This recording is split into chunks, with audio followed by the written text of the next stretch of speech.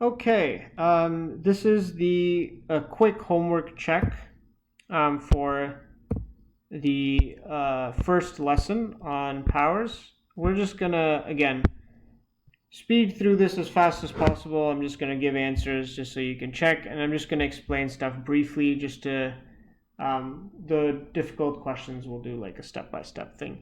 But again, if you're multiplying two things with the same base, I'm just going to add the powers. So 2 plus 3 is 5. So again, same base. If I multiply two fractions, I keep the base and then I add the exponents.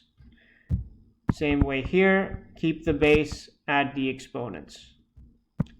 If I divide, I keep the base and I subtract the exponents. So basically you put a 5 and then whatever is in the denominator is what you're dividing. So that is what you're subtracting.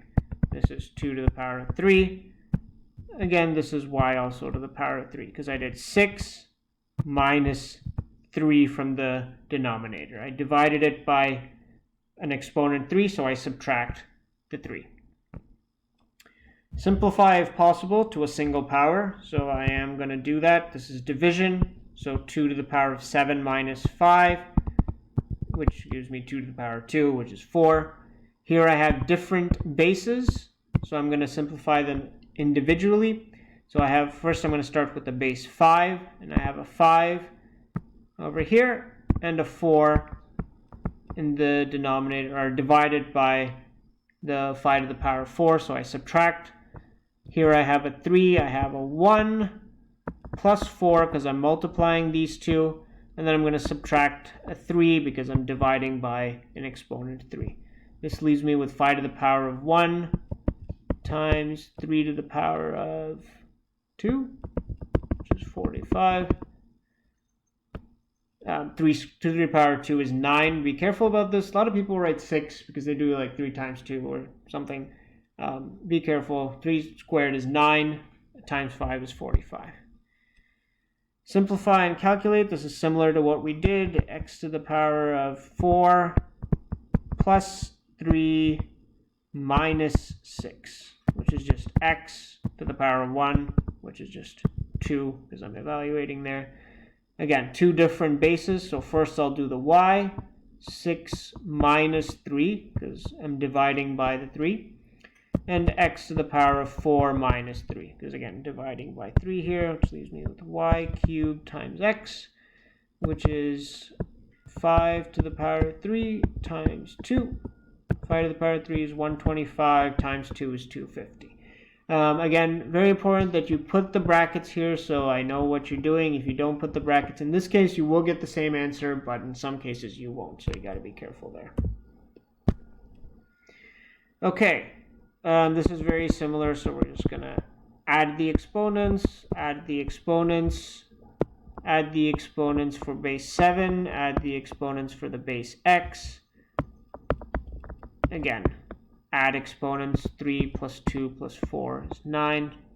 Fairly straightforward stuff. Again, also very straightforward stuff. I'm almost tempted to skip this, but n to the power of 8. W to the power of 3. I am going to skip this. This is something you can just look up in the answer key. There's no division here. You're just selecting the different base. So, for example, you have two different bases. You're going to do b separately. So you're going to b to the power of 5 plus 3 plus 7. Then you're going to do the 3 separately. 3 to the power of 4 plus 2. And that's just going to be your final answer. So, easy stuff. Why do you get the same result? Because the sum of 7 plus 4 equals 6 plus 5 equals 4 plus 2 plus 5. Is it? Yes, equals 5. 3 plus 1 plus 5 plus 2. All those add up to the same number, I believe 11. So you get the same result. Again, here the simplification is not that bad. You're dividing. So it's 5 to the power of 7 minus 2, which is just 5 to the power of 5. Again, whatever is in the denominator, when usually you're subtracting that. So 7's in the numerator, and then you subtract the 2 from the denominator. Here you have n to the power of 2. You do subtraction. Again, different bases, so do the 2 first. So this is 2 to the power of 1. x to the power of 1, which I can just not write the 1s because they're unnecessary. Again, two different bases. So this is negative 5 to the power of 2, y to the power of 1, which I'm not writing because I do 10 minus 6 minus 3. Okay. Hopefully that's, again, fairly straightforward stuff. We'll do 9 and 11, I guess, in a bit more detail since we sped through this. So hopefully everything's good. Again, if you have any comments or suggestions, please, please leave a comment and I will get back to you. Like I said in class, or I will say in class at the time of making this video, this is for your benefit and I want to see what's the best way that you will use this resource if you do. So if you have any suggestions, those are always welcome.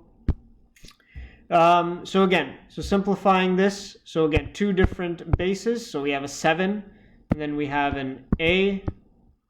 So I'm going to simplify them separately. So 7 I have first, which I'm going to do 6 plus 2 because I'm multiplying those two, and then minus 3. Why is it minus 3? Because 3 is in the denominator. I'm dividing by 7 to the power of 3, so I'm subtracting away a 3.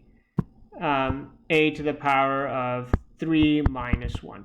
Again, I'm subtracting away the things in the denominator. You can kind of think about this as like cross-canceling in your head. I'm technically taking if I wrote this in the long expansion, I'd have like 7 times 7 times 7 times 7, 6 times, and then 2 more times here, and then divided by 7 to the power of 3, right? So I'm taking away these 3 from the top. I'm canceling off the 3 from both top and bottom, right? So that's kind of why I'm subtracting the 3. So hopefully you're kind of getting an idea of why these rules exist and how they make sense when you think about, the long expansion and cross-cancellation methods.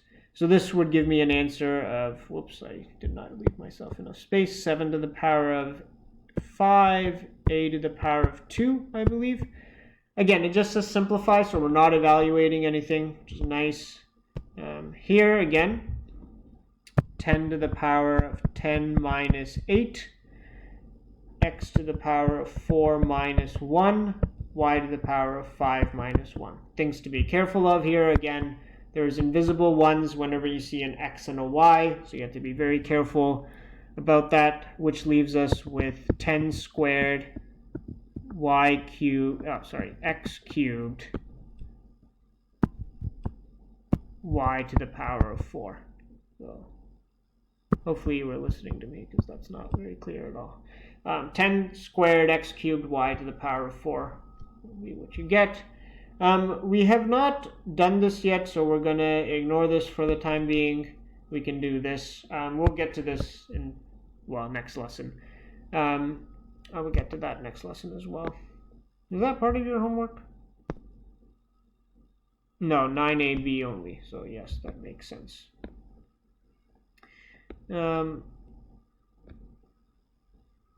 Again, I guess we will not do 11 because these are fairly straightforward, similar to what we've done before.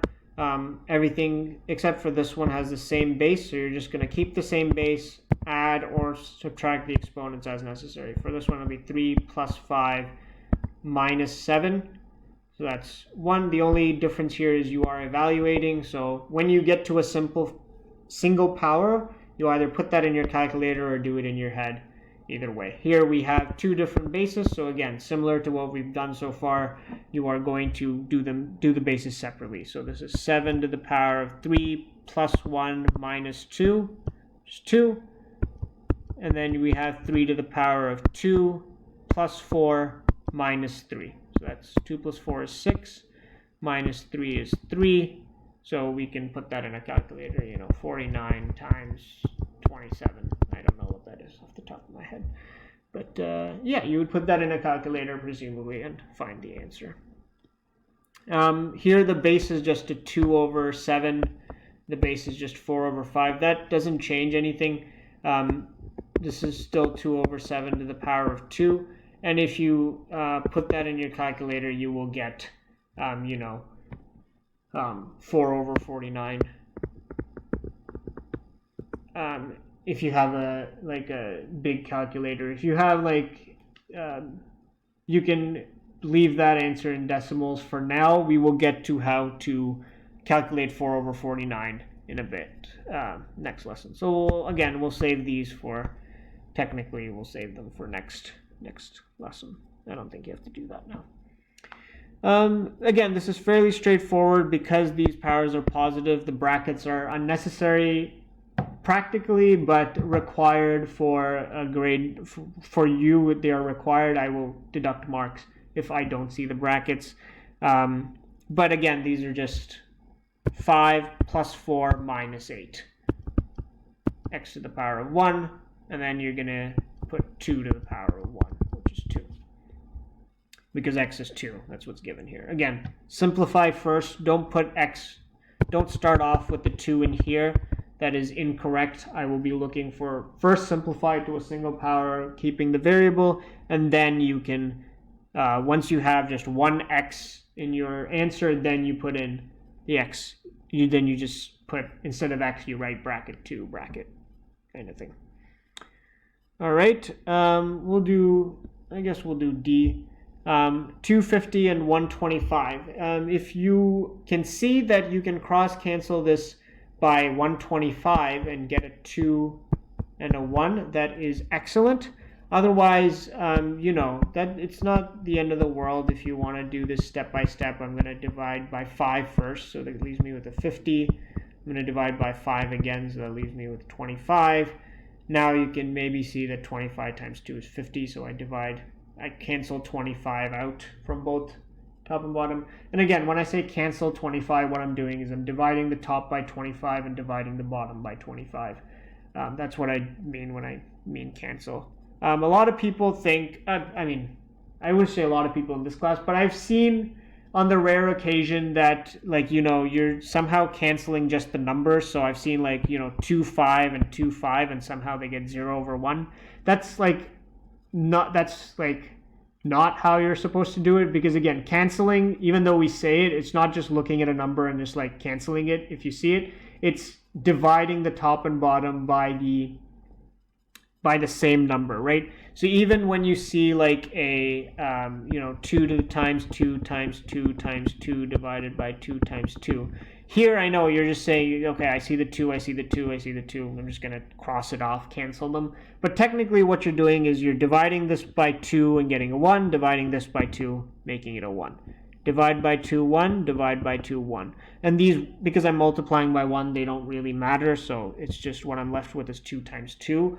But it's important to note that you are dividing the top and the bottom by the same thing. You're not just seeing a number and crossing it off. So don't see the 2, 5, 2, 5. I'm just going to cut off a 225 kind of from both top and bottom. I'm left with 0 over 1. That's not how that works at all. So again, in the end, you should be left with a 2 over 1, or 2 in the numerator and 1 in the denominator. So again, we're going to write 2 over 1, and then on the numerator, we're going to put y to the power of 6, subtract the 3 because we're dividing it by 3. So this is 2y to the power of 3. I can ignore the divide by 1 because that's one case of the invisible 1, right? So 1s are invisible when you multiply them, when you divide them, and when you have a power, right? All these cases, 1s are invisible. And we're going to talk a bit more about invisible ones in class. And this is one case of those. We'll do E. Again, 6 can be canceled with 3 to give me 2 over 1 again. Again, I'm dividing 6 by 3, which gives me 2. I'm dividing 3 by 3, which gives me 1. And then I can do, so this leaves me with 2 over 1. And then x to the power of 4 minus 3, y to the power of 6 minus 3. Again, these guys are in the denominator, they're dividing something, so they get a minus. They have to be subtracted.